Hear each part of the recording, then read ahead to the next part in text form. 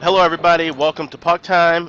Starting off the week, I'm Alex B. Smith here with Andrew McInnis. You can find both of us at sportsmemo.com. Also, check out WagerTalk.com. This is on WagerTalk TV. I'm hosting today. I will not be hosting tomorrow. Tomorrow will be Andrew McInnis with Carmine Bianco. I got to go take care of some phone crap, as many of you know if you follow me on Twitter. And then Wednesday, we'll be back to normal with Prez hosting and I think Andrew and Carm will be back on again, so I won't be back on until Thursday. But we got a short card today, only 2 games, which is nice. We had the full Saturday card that was pretty good. Had a best bet winner there. We had a couple on Sunday, so kind of get to wind down a little bit with a couple of games before we get ready for a big full week. Andrew, how are you doing? How was your weekend on Saturday? It was pretty good. I mean, first of all, my Habs got a great win. They came back over the Leafs, so that doesn't happen too often. You get a 4-1 lead and you come back and win in a shootout there. So that was great, and it was good. Got some other plus money prices, but things kind of fell apart for me. I had Washington. They ended up losing to Carolina in I was on overtime that one there. too. Yeah. Alex, Carolina's been a team right now that they're winning the big games. They're coming clutch, and like they might not be blowing teams out, but they're winning those games where you really want to, as far as the close ones or overtime, and that's been really impressive so far for them. But it's been a good season so far. I've tried to stay low volume. I did some traveling over the weekend, so it's been good. Today's been a pretty busy day, so it's nice to be talking some hockey with you. How are you doing? I'm doing good. Like I said, Saturday I had the five-star best bet on Boston in regulation, and that's about as much of a sweat as you ever want in a bet ever. 1-0. Boston scores in the second period. Yaroslav Halak stood on his head. I mean, it was unbelievable the amount of saves that he made, and it was. I mean, Arizona was out shooting Boston 10-4 in the first period. That game could have easily been 5-1, 6-1 Coyotes, but Halak stood on his head. Like I mentioned in the write-up, Boston has now won 15 straight meetings with Arizona, and Halak improves his record. I think it's now 10 wins he's had his career against them. So those little edges, you can find some good spots in the beginning of the year. Like I said, I was on Washington too. That was kind of a bad beat. Carolina, like I said, an interesting team to follow too because I was talking about the prop of will a game go to overtime? Yes or no? Three straight to start the season for the Hurricanes. So we might not see those plus 300, plus 310 prices with them anymore. It might go down to probably 275, 280 because, like I said, they seem to live for the big moments and they put the Cardiac Canes was their name a while back. They might be living up to that name again. Here, but we got 2 games to go over them quickly tonight. Started off with St. Louis and at Toronto. St. Louis, that was a really strange game that they played the other night with Dallas. It was a fun one to watch, and they scored early, 1-1, and I actually liked that first period over. You got plus money with that one, but then ends up just being the 3-2 win for St. Louis. Bennington made some incredible saves. That's definitely a matchup we're gonna have to watch for quite some time because St. Louis, obviously the defending Cup champions, going up against the Dallas team that I know a lot of people really like, myself included, to possibly win that Western Conference. But now here they take on a team that a lot of people like to win the East with Toronto. And we've seen Toronto, as you mentioned earlier, that 6-5 loss they had, the shootout to Montreal, obviously always a spirited game. And, you wonder sometimes when the Leafs or the Habs, for example, when they come off of playing against each other, that next game, if there's a bit of a letdown, I don't think that would be the case here because of the fact of how they lost that game and now having the defending Cup champions come in your house. I would think that would be a motivational spot for them. So might look to see an A-plus effort from both of these teams tonight. Andrew, what do you like in this one?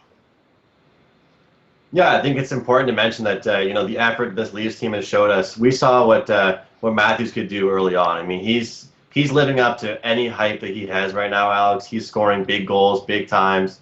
You can count on him. Mitch Marner, so far, he's living up to his hype, to his contract.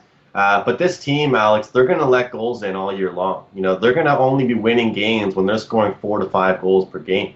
At this point, I get it. We've got Binnington, who's an outstanding goaltender, and a St. Louis team coming to town that, just absolutely screams under the total. But the way I look at things, you got to look at the over in this one. I think there's some outstanding talent up front. We got Freddie Anderson and Nets here for the Leafs, and I'll be quite honest. I'm not just saying this because I don't like the Leafs. I don't think Freddie Anderson's the goalie people think he really is, and until he can start getting some, 2 goals against, 3 goals against type games, I'm not going to be impressed with him, and I'm not going to take an under with him. I'm not. I believe they've cashed an under so far on the season. It might have been against Columbus, but still, I mean, the shot count, the rebounds that he gives out, Alex, it's unacceptable. And these forwards, the way that they back check, they don't put nearly enough pressure on the opposition. They rely solely on their offense and their speed. Babcock has to get those young guys to use their speed and play some defense because it's not going to work out for them. There's a reason why the St. Louis Blues won the Stanley Cup last year, and it was because of their line depth, their physicality, and they all bought into the system. I think that that's what made them such a great team. But at the same time, I mean, you've got this Blues team right now that, again, like I said, solely does rely on that physicality, and they do have some depth. But when you look at it from a price wise, I think you're getting the Leafs at a pretty good number here at home, Alex. So I would lean to the Leafs, but I would say go out there and grab a ticket on the over. We're getting 6, and I guarantee most games this season you're going to see 6.5s with this Toronto Maple Leafs team. I get it. The Blues are a lower scoring team, and they have a great goaltender, but I lean to the over any games really I can with this Leafs team. What do you think about that? Yeah, I would agree with you. And then I was looking, taking a deeper dive into one, just the Blues. They're 7-3 their last 10 games. That's going back into the playoffs in that first period over. Like I mentioned, they have been trying to get that faster start. They slow things down defensively in the later half of the games, and that's something you like to see from teams. I like to see an early start, a quick burst, catch your opponent off guard, but then you kind of get back into, like you said, your main system and everything. Tighten things down on defense because obviously a team playing from behind with the lead, they're going to try and be even more energetic. So you want to try to frustrate them, clog up the neutral zone, something that that the Blues do very well. And so that's something I'm looking at. But part of it as well is the Blues have done really well against Toronto. They've won 13 of the last 18 meetings against them, including 11 and 2 the last 13 in Toronto. So that's going back. We're talking all the way to the early 2000s. For some reason, the Blues have had that edge, and we've seen this come up the other night with Pittsburgh beating Columbus. I talked about it even with Detroit over the weekend as a plus 2-1 dog against Nashville. Sometimes those streaks, no matter what turnover you have with roster, just the situation lends itself to where one team just plays better against another team over the years. So at a plus price with St. Louis, like I said, and they're always a good defensive unit, I would lean with the road dog in that one.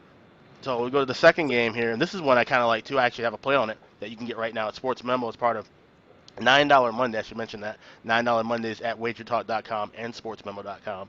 But Buffalo Sabres take on the Columbus Blue Jackets, and it's interesting with these two teams because the common denominator is that they played Pittsburgh. Buffalo in the opener got a 3-1 win. Pittsburgh team that looked completely lost, had a couple of guys banged up, and then that Pittsburgh team goes and plays Columbus. And as I mentioned, they absolutely blew the doors off of them with a 7-2 win. Columbus, as we mentioned, at the beginning of the year in the previews, they're just going to be a shaky team. They're missing a lot of pieces. Life without Sergei Bobrovsky. They're not going to have that number one goalie that can steal you a game now. Jonas Korpisalo is going to get the start tonight. I don't know if this guy is going to be worth, riding on if that offense can't carry them. He's not a guy I feel trustworthy to go, oh, he's going to give me 40 saves and steal a win. Especially now you got a Buffalo team that's 2-0, playing some decent hockey. We know the kind of talent that they have. If they're ready to rise and make it to that next level, these are games they got to win. Doesn't matter if they're on the road. And at an even money price, they're looking pretty tempting. The total is at 6-2. You got Linus Ullmark making his first start of the season too. So maybe we see the over possibly play a role here in this game. We can see some goals going back and forth. What do you think, Andrew? Yeah, some great points. And this Columbus team is known usually, I thought, for being a defensive team and locking things down. But you mentioned that Pittsburgh game, and you mentioned that what they've looked like so far this year. The Leafs scored at will against them. Right now, I don't like this Columbus team. I think they've fallen off big time, and it's going to take a long, long time for the odds makers to adjust. And you're talking about the price there, Alex. I think it's a great thing to mention because obviously we always like to talk about these odds, but to get the Buffalo Sabres at this price, it's one of those things where Buffalo used to always be pretty bad, and Columbus always was pretty, mediocre or pretty good. So the odds makers haven't really adjusted to this Buffalo Sabres team, and that's why we're getting a pretty good number on it. So yeah, I would lean to this Buffalo Sabres team that has a lot more talent up front. I'd say a better goaltender, and at least Korpisalo is getting, he's getting used to being a starter. He's not really ready for that, I don't think yet. And it seems to me that the way this Columbus team is starting games, they're getting caught on their heels. They're getting really caught off guard. We saw that Buffalo game, I believe, it was, 2 nights ago. They got off to a huge start. They're energetic out there. They're ready to go. They have 4 lines running, and Yeah, again, I'll stress it. It's really important to me. I mean, if we had Buffalo here minus 135, I wouldn't be looking at this by any means. But if we look at this number here, depending on where you shop, you can get, minus 105 plus 100. This is a spot here to back the Sabres. So for me personally, I'd say the Sabres. But as far as this total goes, Alex, it's very peculiar to me because I believe that both teams can play a defensive side of hockey. And I'm going to go up your style here and look at the first period over because I could really see this one starting off fast and then slowing down as the game progresses. Yeah, it's a good point, and you can find that at minus $1.25, $1.30 for that first period over. And you also make a great point too with prices. Obviously, like you said, the bookmakers have to adjust. This in any sport. The beginning of the year, with which teams were good for quite some time and now they're bad, and vice versa. So these are two prime examples of that. Where Buffalo's a team we're going to get some value with betting because they've been so bad for so long. And even if you look back last year, when they were really good at the beginning of the year, then they fell off. We still were able to cash in tickets with Buffalo and then, kind of fade them or just stay off of them in that second half. So hopefully that'll kind of be the same thing. Because I don't see where Buffalo makes it into the playoffs in this Eastern Conference this year. I think they're still a year away from that. But Columbus, I just see them just falling farther and farther down. And I think for Corpusalo, the best we'll see him will be in the middle of the year. I think once he gets his legs and realizes he's the number one goal, he gets those minutes underneath him, starts getting that momentum, then he'll be fine. But then as he hits his minutes limit, which we don't know where exactly that's going to be, that's when he'll taper back off and kind of regress to the norm. So that's what I'm going to be looking to kind of play from him. Obviously, things could change.